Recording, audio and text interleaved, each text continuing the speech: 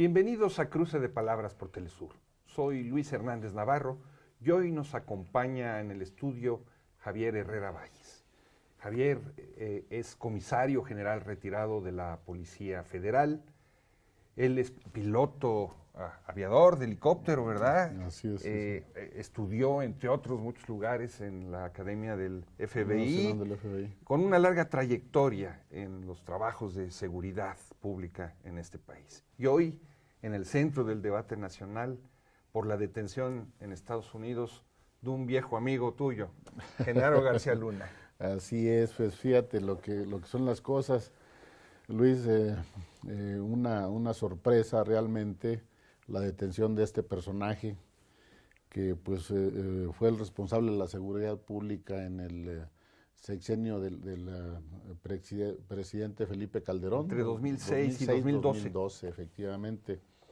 Es un personaje que pues realmente su única habilidad es engañar a los presidentes de la República. Bueno, encantador de serpientes. Así es, sí, definitivamente, porque pues alguna gracia que tuviera él en parte operativa, pues realmente nunca la tuvo. En el CISEN, pues Centro de Investigación Nacional, la inteligencia de México, pues realmente fue una persona gris, oscura, que realmente no figuraba. Y cuando se crea la Policía Federal Preventiva en 1999, pues se lo trae Wilfrido Robledo, que es como su mentor, padrino, sí, protector. Así es. ¿No?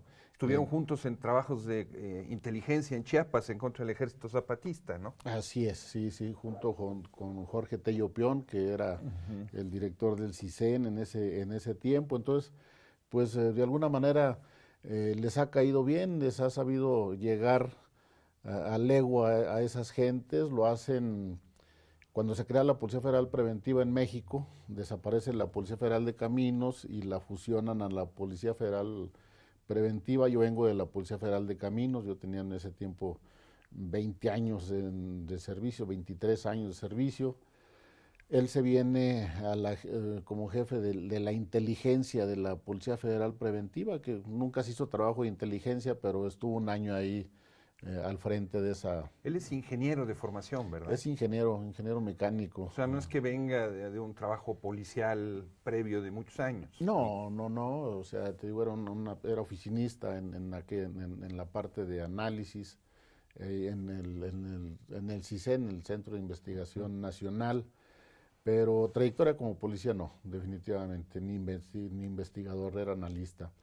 Entonces, ya en el sexenio del presidente Vicente Fox Quesada, 2006. 2006, en ese periodo presidencial, él lo nombran, que ahí hubo, y a mí me lo platicaron gente muy cercana, que conoció el caso, iban a nombrar de director de la Policía Judicial Federal a un general, pero este general no se sintió con la seguridad y lo recomienda a Genaro García Luna y queda al frente sin conocer al presidente Fox, o sea, una persona con suerte para él y para desgracia de México. Entra la Policía Judicial Federal, que dependía como tú sabes, de la Procuraduría General de la República, es la Policía de Investigación.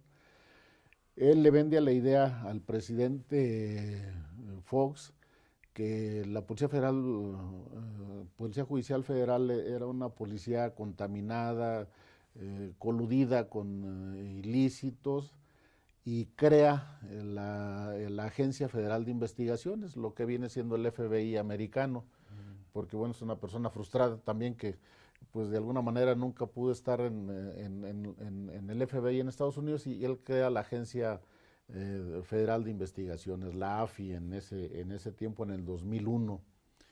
Entonces se trae personal, gente muy amigos de él, sin capacidad, sin experiencia, verdaderos pillos. Se trae gente que...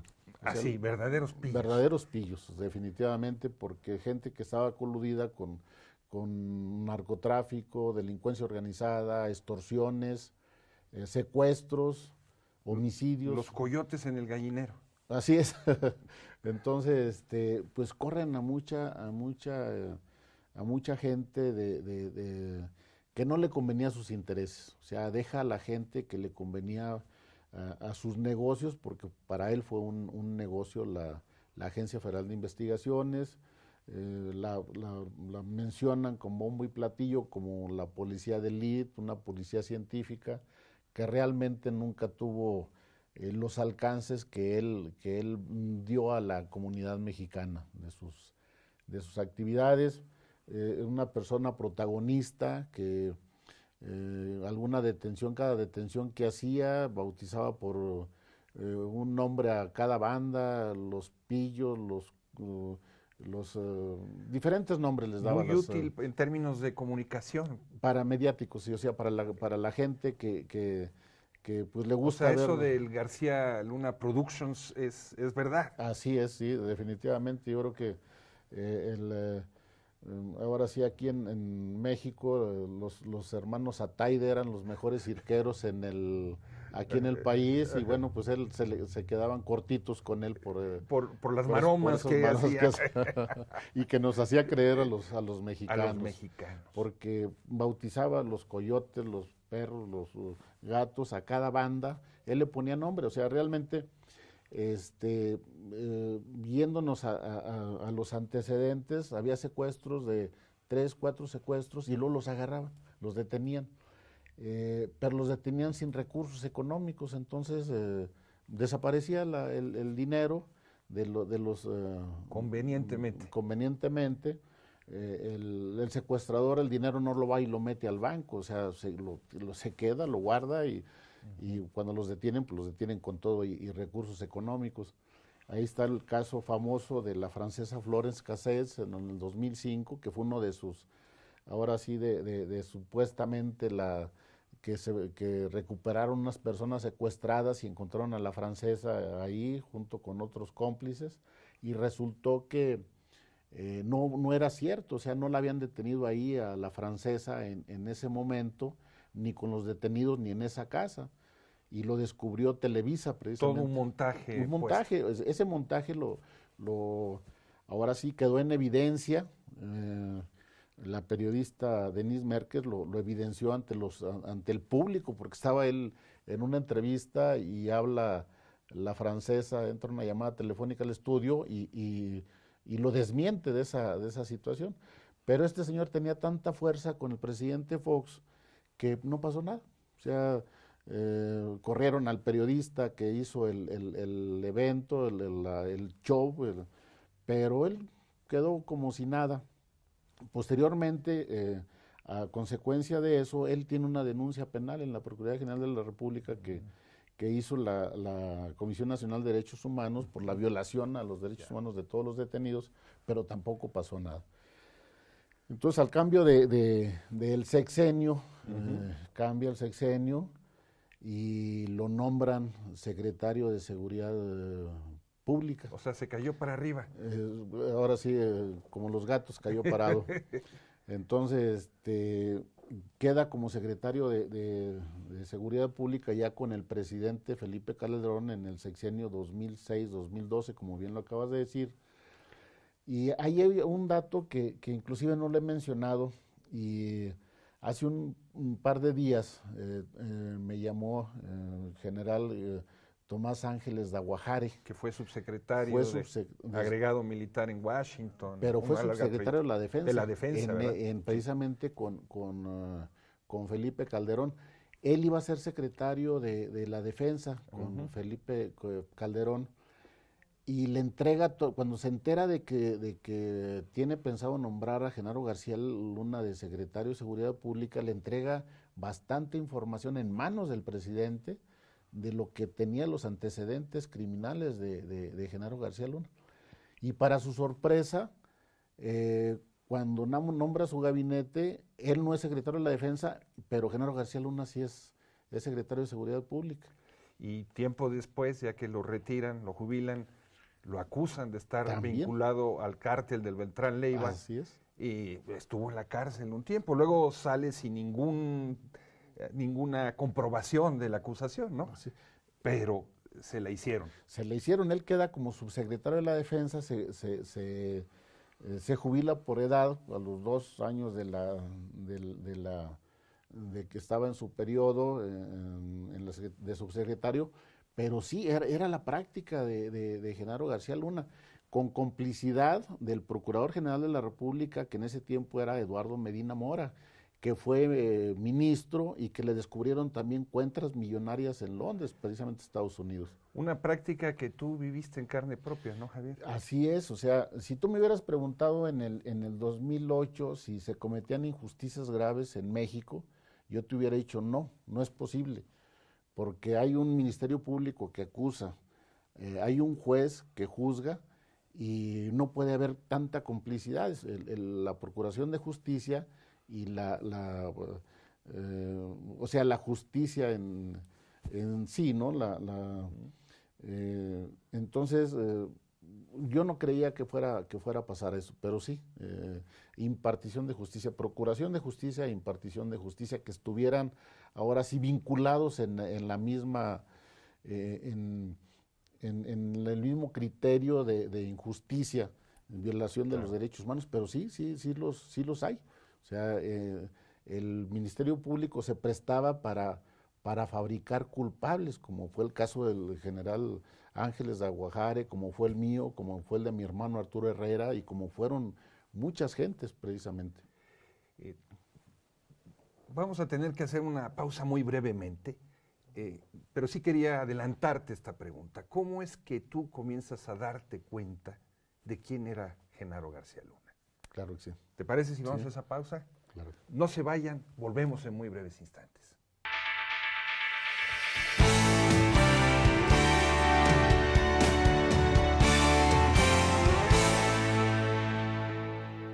Estamos aquí con Javier Herrera Valles conversando sobre el papel de Genaro García Luna. Como ustedes saben, Javier es comisario, fue retirado de la Policía Federal, un policía con una larga experiencia en la lucha por la seguridad y contra del crimen en México.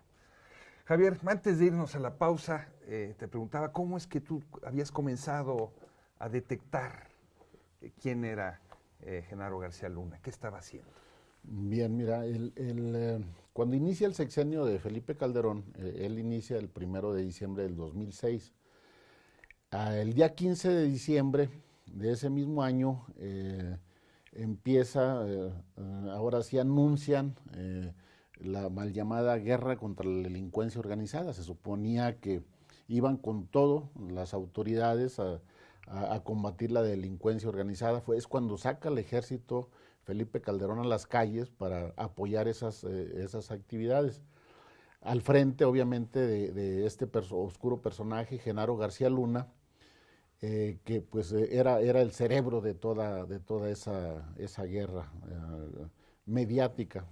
Mediática porque el primer operativo que empieza el 15 de diciembre, primero lo anuncian a los medios de que va... Primero en los medios. Sí, o sea, para que los delincuentes estuvieran... Por si ven televisión se den cuenta, se enteraran. Entonces, se va al otro día a Michoacán, Policía Federal Preventiva, Ejército, Marina, CISEN, o sea, realmente un despliegue muy importante, tanto de personal, equipo, armamento, pero no hubo los resultados que esperaba la ciudadanía. Él ya sabía que no iba a haber resultados porque pues todo estaba arreglado. Entonces se inicia estuvieron ahí en gran parte del estado las fuerzas armadas, que no era en ese momento el estado que tenía más violencia, y era el estado donde había nacido el presidente Felipe Calderón. En enero, el 15 de enero, el 16 de enero, se inicia el operativo Guerrero, que cubre todo el estado de Guerrero.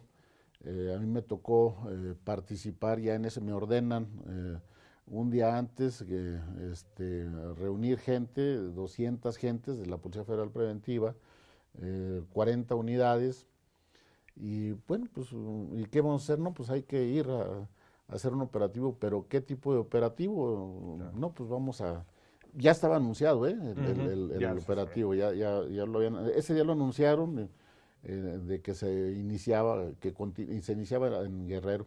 Nos fuimos a hacer presencia, también Ejército, Marina, y no hubo resultados, o sea, realmente hacer montón, prácticamente.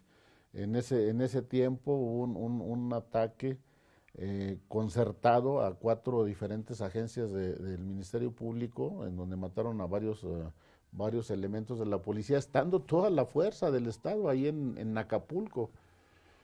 Entonces, eh, inclusive nos llegaron a dar órdenes de ir a hacer vigilancia urbana en el malecón en Acapulco. Pues ahí nos vamos a encontrar bañándose a los delincuentes, tomando el sol. tomando el sol. Muy grave realmente esta parte. Inicia después en el operativo en los estados de Nuevo León y Tamaulipas, de igual manera. Entonces, en ese tiempo yo era jefe de distrito centro, o sea, éramos 3 jefes de distrito y el del centro cubría los estados de la República, 11 estados de la República. En mayo del 2007 ya, que habían iniciado los operativos, hubo un problema, un enfrentamiento muy fuerte entre bandas rivales en Sonora. Venían de Sinaloa. Sonora son estados vecinos en donde vienen de Sinaloa a agredir a sus contras. En el estado de Sonora hubo bastantes muertos de los 2 bandos, inclusive de policías municipales y estatales. Ahí hubo un reclamo muy importante del gobernador de Sonora al secretario de Seguridad Pública, porque no habían detectado un convoy. Salen en unos videos pasando una caseta de cobro en Sinaloa, un número importante de vehículos con gente armada, y él reclamaba por qué no se había detectado a esa gente. O sea, había una complicidad. No, la razón era precisamente que la instrucción era de retirar a la policía de los caminos para apoyar los operativos en urbanos, apoyar a cateos que hacía la Procuraduría General de la República y dejar las carreteras solas para que pasara con toda impunidad la delincuencia organizada, los narcóticos, todo podía pasar ahí. Todo es ordenado por Genaro García Luna. Definitivamente. Que dice el presidente Calderón es que pues Genaro García Luna no hacía eso. No, él no. O sea, un jefe de cartel no hace las cosas, las ordena. Entonces era el problema. Un jefe de cartel. ¿Estás diciendo que Genaro García Luna, además de ser secretario de Seguridad Pública, era jefe de un cártel? Bueno, pues él tenía su cartel, el cartel de Genaro, o sea, con toda su gente, apoyado por el presidente Calderón en ese tiempo y por el Procurador General de la República, Eduardo Medina Mora. O sea, no es solo que fuera parte del cártel de Sinaloa, es el cártel específico de Genaro García Luna. Era el que hacía el trabajo sucio, podríamos decir, del cártel de Sinaloa, o sea, para su beneficio personal, para permitir el trasiego de droga, y no lo estoy diciendo yo, o sea, lo está diciendo las acusaciones de Estados Unidos, o sea, las acusaciones serias que lo están investigando desde el 2001. El señor pensaba que le estaba jugando con el dedo a las autoridades americanas, pero quien estaba siendo investigado era él, definitivamente. ¿Y por qué crees tú que los estadounidenses le permitieron avanzar hasta este momento? Pues ¿No ahora tendrían sí, pruebas o les era útil, les era funcional? Acuérdate que Calderón lo defendía a capa y espada. O sea, cada vez que había una imputación y salía el presidente Calderón a defenderlo. Hubo varias declaraciones contra su secretario particular en el 2008, tenía declaraciones importantes de delincuentes, y lo único que hicieron es quitarlo de su trabajo, llevarlo a declarar unas horas y absolverlos. Entonces era un trabajo coordinado de autoridades. Como dice el secretario Durazo aquí en México, dice, se estaba enfrentando la delincuencia organizada contra la delincuencia uniformada. Entonces realmente es un reconocimiento también de las autoridades americanas de esa colusión. tú lo denunciaste en su momento, o denunciaste una parte de sus operativos, la que te permitía seguir vivo. Claro, ajá. Entonces, a consecuencia de lo de Cananea, destituyen, no tuvo otro remedio que destituir supuestamente a la gente de seguridad regional, los encargados de las carreteras federales, Francisco Javier Garza Palacios, que era su gente cercana, gente de Luis Cárdenas Palomino y de todo su grupo de delincuentes, un titular, Luébanos Becerra, y Vidal Díaz Leal, que también estaba mencionado, Héctor Moreno, y lo único que regresó, supuestamente lo había cesado, lo manda de agregado policial en Colombia a Garza Palacios para, pues ahora sí, quitarlo de los reflectores. Ahí me nombran titular ya de seguridad regional, teniendo como jefe inmediato a Edgar Millán, que posteriormente lo asesinaron en el interior de su casa. Entonces, ahí yo ya me entero de otras situaciones, gente que quieren meter, que no reúnen los requisitos para pertenecer a la Policía Federal, que habían reprobado los controles de control y confianza, que eran obligatorios aprobarlos. Fueron comandantes de la Agencia Federal de Investigación que estaba por desaparecerla y se los trae aquí, pero se los trae aquí les vende las plazas, se las venden en $50,000 cada plaza esto, y me lo platicó un comandante que no aceptó eso, se le hizo exagerado, no quiso entrar. Entonces, para pagar esa cantidad, pues obviamente es un negocio, tienen que pagar, y ellos tenían que respetarle su ingreso. Entonces quieren que reprueban los exámenes de control de confianza, pero querían que yo firmara unas cartas de aceptación en donde pues podían entrar, eran gente de una carta responsiva. Empecé a tener problemas con ellos, adquisición de patrullas, equipo, uniformes, sin licitaciones, adjudicación directas. El caso es que ya me llegaron a amenazar que quien no estaba con el ingeniero Gerardo García Luna estaba en contra. Yo les decía que no estoy en contra de Genaro García Luna, estoy en contra de los procedimientos que están ustedes llevando a cabo. Pues son instrucciones de él, porque siempre me decían que eran instrucciones de Genaro García Luna. Entonces, en febrero ya del 2008, yo le envié una carta al presidente haciéndole de su conocimiento supuestamente de algo que estaba siendo engañado. Yo pensaba que lo estaba engañando. ¿Y qué respondió el presidente? No hubo respuesta. La respuesta fue de Genaro García Luna y su gente, me concluyen con el cargo, me ponen a disposición de personal y empieza una persecución feroz hacia mi persona, a mi familia, a mis hermanos, a mis hijos, que eran policías federales también. Y pues al darme cuenta de esa situación, ahora sí, ya supe que Calderón estaba enterado, que pues ahora sí ya contaba con la anuencia y complicidad de Felipe Calderón, Genaro García Luna, y como dicen en mi tierra, cabeceé para el lado del golpe, ¿no? Entonces en mayo yo le envío otra carta, la documento, todo lo que te estoy platicando, las cartas las documento con pruebas que yo tenía. Sabía muchas cosas como lo de la venta de plazas de $50,000, pero no podía comprobarlas. Ahí sí me hubiera metido en un problema. Eran dichos. Sí, eran dichos. Fuentes confiables, como dice el periodista, pero yo no podía hacer esas imputaciones, y conociendo la fuerza política que tenían ellos. Entonces, ya esa carta le turno copia al Procurador General de la República para las denuncias correspondientes, para los ilícitos, y contra la Secretaría de la Función Pública para las faltas administrativas. No hubo respuesta tampoco. Me sigue la persecución, presento una queja en la Comisión Nacional de Derechos Humanos, tampoco reacciona la Comisión Nacional de Derechos Humanos. Era un hombre que le tenían pavor todas las autoridades por la complicidad. ¿Y tú fuiste víctima de ese hombre? Yo fui víctima. Primero detienen a mi hermano, también, que era comisario de la Policía Federal, con cargos de delincuencia organizada por testigos protegidos, testimonios falsos. Era un aviso para que ya dejara de estar haciendo esas denuncias. No entiendo, no quise entender, yo creo que para ellos.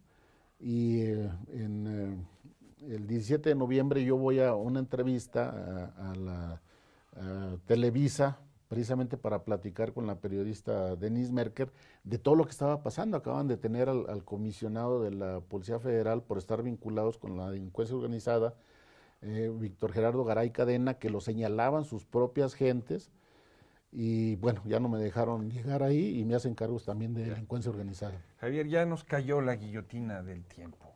Quería preguntarte nada más, tú estás haciendo estas denuncias aquí frente a las cámaras, ¿temes alguna represalia por parte de este personaje? Definitivamente, el temor nunca se ha quitado, y sobre todo cuando estoy saliendo a los medios, como en ese tiempo, y obviamente te lo puedo comentar, yo hago responsable al cartel de Genaro si algo me pasa a mí o a mi familia. Claro que sí temo, pero fue lo que yo estuve denunciando en 2008 y lo estoy confirmando. Las denuncias ya las tiene él allá por otras autoridades que no tengo nada que ver, pero en lo que pueda colaborar yo con ellos, con mucho gusto.